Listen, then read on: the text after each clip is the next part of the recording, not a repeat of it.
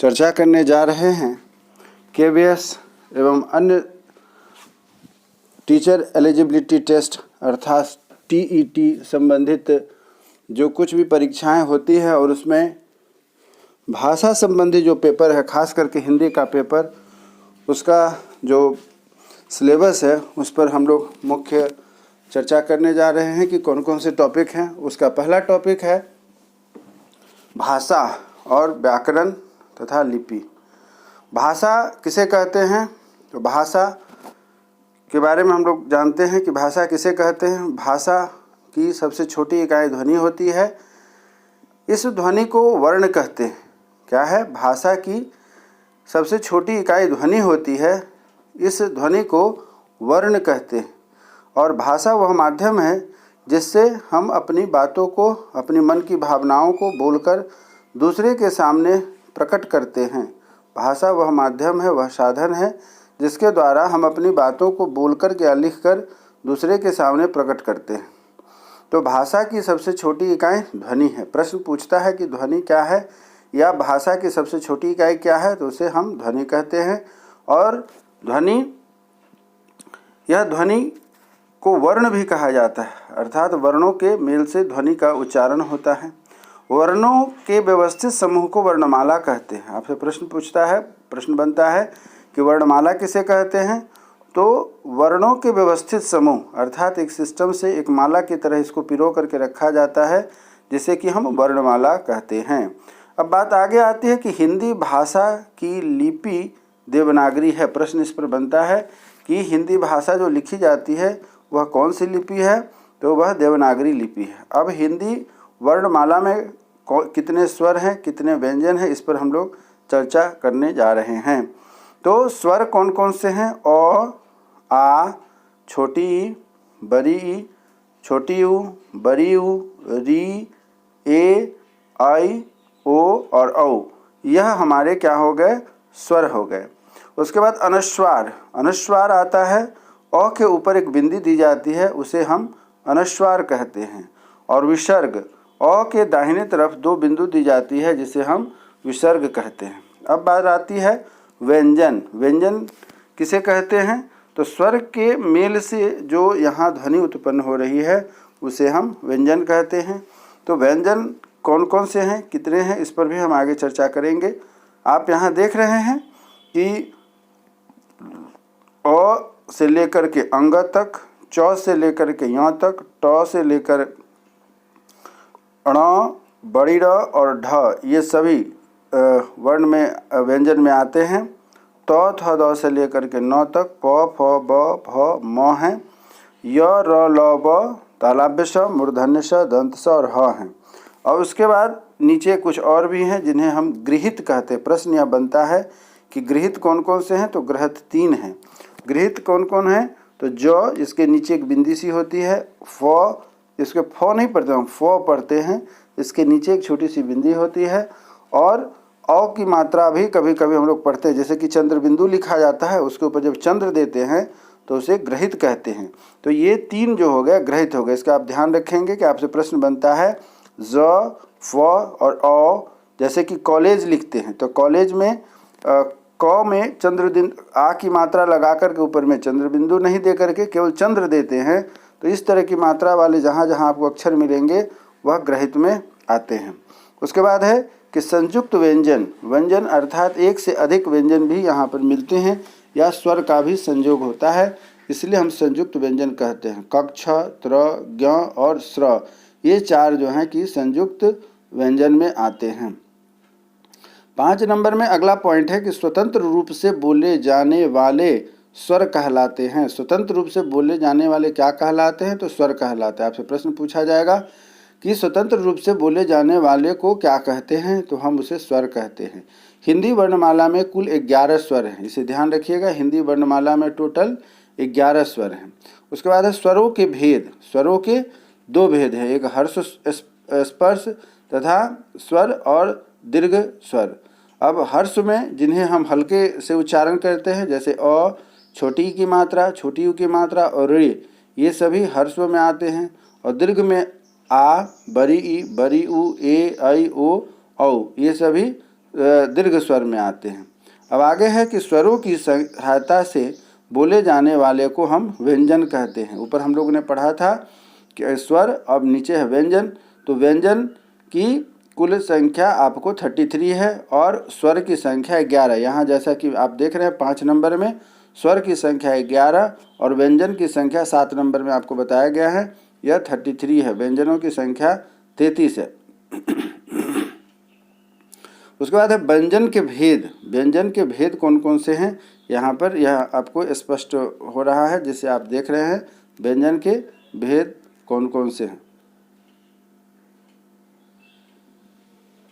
पहला दिखाया गया है वह स्पर्श। स्पर्श में कौन कौन से हैं आप देखेंगे। स्पर्श में, स्पर्श से अभिप्राय यह है कि जब हमारी जिह्वा किसी उच्चारण को, जिह्वा के द्वारा जब हम किसी उच्चारण को बोलते हैं तो वैसी स्थिति में मुख के किन किन अंगों में वह जिह्वा टच करती है या किस जगह से ध्वनि निकलती है, उसके अनुसार इसको बनाया गया है। तो पहला है वर्ण, वर्ण उच्चारण स्थल, अघोष अप्रत्याघात, अघोष महाप्राण, अघोष अल्प प्राण, अघोष सघोष महाप्राण और नासिक्य।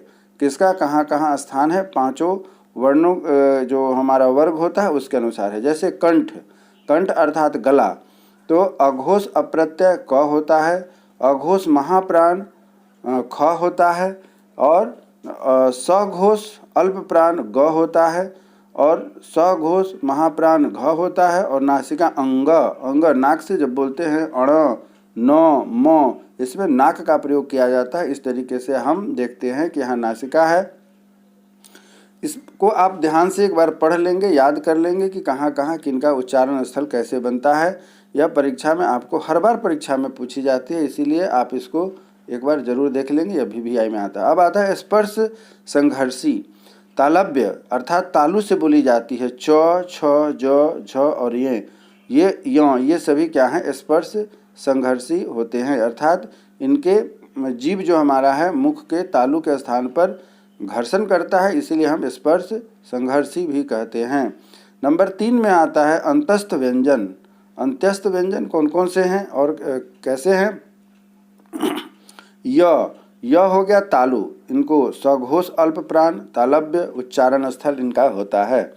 उसी तरीके से र सघोष अल्प प्राण वर्तस्य उच्चारण स्थल और दंतमूल में होता है। ल सघोष अल्प प्राण वर्तस्य और उच्चारण स्थल दंतमूल होता है। और व में है कि सघोष अल्प प्राण दंतोष्ठ उच्चारण स्थल नीचे ओठ और ऊपर होता है। आप इनको निश्चित रूप से देख लेंगे परीक्षा में, यह कौन कौन से स्थान से कौन कौन से वर्णों का उच्चारण होता है। ये आपके लिए बहुत ही महत्वपूर्ण है, इसका आप ध्यान देंगे और इसका प्रयास भी करेंगे। यहाँ हम लोगों ने पढ़ा, तीसरा था अंतस्थ व्यंजन। अब आगे इसी को बढ़ाते हैं, जो हमारे पास है वह है नेक्स्ट उष्ण संघर्षी व्यंजन। अर्थात इनका जब हम उच्चारण करते हैं तो उष्ण संघर्षी अर्थात मुख में कहीं ना कहीं हमारी जिह्वा टच करती है, छूती है, स्पर्श करती है और उससे जा कर के क्या है कि इन वर्णों के उच्चारण होते हैं, इसलिए हम उष्मा व्यंजन भी कहते हैं। अब है तालव्य स। तालव्य स का उच्चारण तालु से होता है और साथ ही साथ अघोष तालव्य उच्चारण स्थल है। उसी तरह मूर्धन्य स अघोष मूर्ध्य उच्चारण स्थल तालु का मूर्धा भाग है और दंत स अघोष वर्तस्य उच्चारण स्थल दंत मूल है तथा ह अघोष स्ववर्णीय उच्चारण स्थल हमारा है। तो इस तरीके से आप देखते हैं कि हमारे जो वर्ण अर्थात जो अक्षर है उसे हम किस प्रकार से उच्चारण में प्रयोग करते हैं, इसके बारे में आज की हमारी चर्चा पूरी होती है। अगली चर्चा में हम लोग देखेंगे कि इसका कैसे अन्य भाग है जिस पर कि हम लोग डिस्कशन करेंगे। व्याकरण के अन्य भी विषय हैं जैसे संज्ञा, सर्वनाम, समानार्थक क्रियाएं वगैरह वगैरह है, उस पर हम लोग चर्चा करेंगे। अब बात यहाँ आती है कि कुछ आपको प्रश्न यहाँ दिए गए हैं, उस प्रश्न को हम लोग देखते हैं कि यह जो प्रश्न है यह प्रश्न हमारे किस तरीके से उपयोग में परीक्षा में पूछी जाती है, एक प्रकार से समझा जाए तो यह एक मॉक टेस्ट की तरह हमारा है, जिसे कि हम लोग यहाँ पर प्रैक्टिस के रूप में देखते हैं और करते हैं। और जैसा कि मैंने अभी आपको ऊपर में पढ़ाया है, उसी पर आधारित आपके प्रश्न हैं। तो जैसा कि हम लोगों ने अभी ऊपर में पढ़ा है, उसके आधार पर प्रश्न हैं। तो उम्मीद करता हूँ कि आप इस प्रश्नों के जवाब आसानी से दे सकते हैं, क्योंकि अभी हम लोगों ने इसको पढ़ के पूरा किया है। तो हम लोग देखते हैं कि यह प्रश्न जो है उसको लेकर आगे बढ़ते हैं। प्रश्न है कि ध्वनि किसे कहते हैं? ध्वनि किसे कहते हैं? तो ध्वनि किसे कहते हैं, तो यहाँ पर हमारे पास प्रश्न है कि ध्वनि किसे कहते हैं। तो ध्वनि पर हम लोगों ने चर्चा किया है। अब आपके पास ऑप्शन है, बोली को कहते हैं, स्वर को कहते हैं, भाषा को कहते हैं, या फिर गुंज को कहते हैं। तो अभी हम लोगों ने पढ़ा है कि भाषा अर्थात ध्वनि किसे कहते हैं। तो ध्वनि किसे कहते हैं, अब इस पर हम लोगों को अपना ये यहाँ उत्तर सोचना है कि इसका ऑप्शन सही ऑप्शन क्या होगा। आप बता सकते हैं कि इसका सही ऑप्शन क्या होगा। तो इसका सही ऑप्शन हमारे पास होगा, भाषा के लघुत्तम इकाई को हम ध्वनि कहते हैं। उसी प्रकार प्रश्न संख्या दूसरा है कि निम्नलिखित अक्षरों में कौन व्यंजन हैं? निम्नलिखित अक्षरों में कौन व्यंजन है? अब आपको देखना है अ, उ, ई और च। तो इसका व्यंजन कौन सा होगा? तो इसका सही उत्तर होगा डी, च। प्रश्न संख्या 3 है, निम्नलिखित अक्षरों में कौन स्वर हैं? निम्नलिखित अक्षरों में कौन स्वर हैं? तो आपके पास ऑप्शन है, वह है निम्नलिखित अक्षरों में कौन स्वर हैं? तो इसका ऑप्शन है ए में ग, बी में छ, सी में प और डी में ई। तो इसका सही उत्तर क्या होता है? सही उत्तर होगा डी अर्थात ई।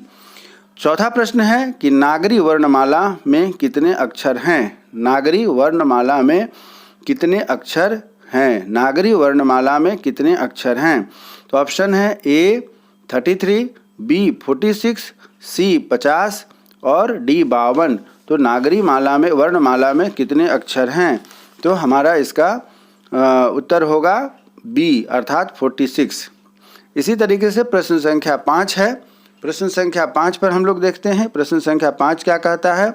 क से लेकर के म तक व्यंजन अक्षरों का क्या नाम है? क से लेकर म तक के व्यंजन अक्षरों का क्या नाम है? तो पहला ऑप्शन है ए स्पर्श, बी है उष्ण, सी है अंतस्थ और डी है मृदु। तो हमारे पास 5 जो ऑप्शन है, पांचवा प्रश्न का जो ऑप्शन होगा, इसमें सही उच्चारण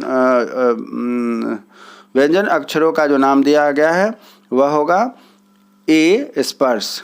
छठा है य, र, ल, व को कौन व्यंजन कहते हैं? य, र, ल, व को कौन व्यंजन कहते हैं?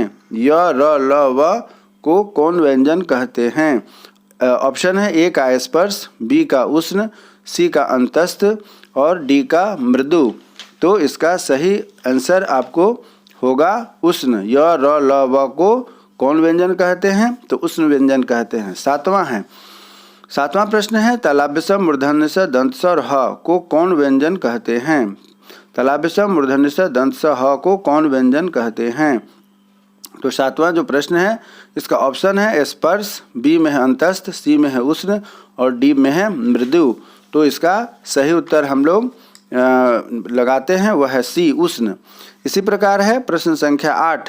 प्रश्न संख्या 8 कहती है घ अक्षर व्यंजनों के किस वर्ण में आता है? घ अक्षर व्यंजनों के किस वर्ग में आता है? तो ऊपर में हम लोगों ने पढ़ा है कि घ क वर्ग में आता है, अर्थात इसका डायरेक्ट आंसर मैं बताता हूँ, क वर्ग होगा। च वर्ग, ट वर्ग और त वर्ग नहीं होकर के डायरेक्ट इसका उत्तर क वर्ग होगा। प्रश्न संख्या 9 है कि ज अक्षर व्यंजनों के किस वर्ग में आता है? ज अक्षर व्यंजनों के किस वर्ग में आता है? तो इसका भी हमने ऊपर पढ़ा है, तो एक बार ऑप्शन बात कर लेते हैं। ए में है क वर्ग, बी में है च वर्ग, सी में है त वर्ग तथा डी में है प वर्ग।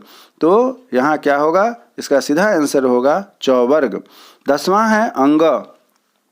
अंग अक्षर व्यंजनों के किस वर्ग में है? अंग अक्षर व्यंजनों के किस वर्ग में है? तो इसका ऑप्शन देखते हैं च वर्ग, ट वर्ग, त वर्ग तथा प वर्ग। तो अंग हमारा किस में आता है? तो इसका हम लोगों ने अभी ऊपर अध्ययन किया है कि यह किस वर्ग में आता है। अंग जो आता है वह होता है क ख ग घ अंग, क वर्ग में होगा। चलिए इसी प्रकार आगे बढ़ते हैं। 11 नंबर, द अक्षर व्यंजनों के किस वर्ग में आता है? तो इसके 4 ऑप्शन है। च वर्ग, बी में है ट वर्ग, सी में है त वर्ग तथा डी में है प वर्ग। तो द निश्चित रूप से कहाँ आएगा? त वर्ग की श्रेणी में आता है। 12 नंबर प्रश्न है कि फ अक्षर व्यंजनों के किस वर्ग में आता है? फ अक्षर व्यंजनों के किस वर्ग में आता है?